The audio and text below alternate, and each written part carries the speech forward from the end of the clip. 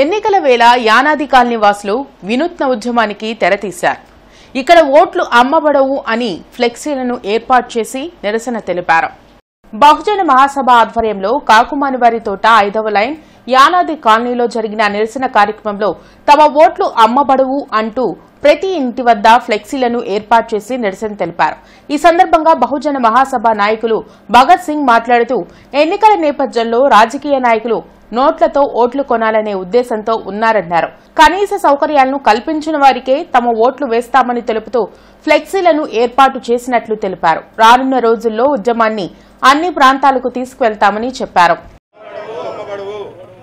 మౌలిక సదుపాయాలు కల్పించాలి. డబ్బులు పంచే నాయకులు రావద్దు. ప్రజాస్వామ్యాన్ని కాపాడదాం. ఓట్లతో వచ్చే నాయకులకు బుద్ధి చెప్తాం. మౌలిక సదుపాయాలు కల్పించాలి. వాళ్ళు ఒకటే అడుగుతున్నారు, మాకు మౌలిక సదుపాయాలు కల్పించాలి, వాళ్ళకే మేము ఓట్లేస్తాం. అంతే తప్ప వాళ్ళు ఇచ్చే 500 నోటుకి రోజు లెక్కేసుకుంటే 27 పైసలు పడుతుంది. 5,000 తీసుకుంటే ₹2.74 పడుతుంది.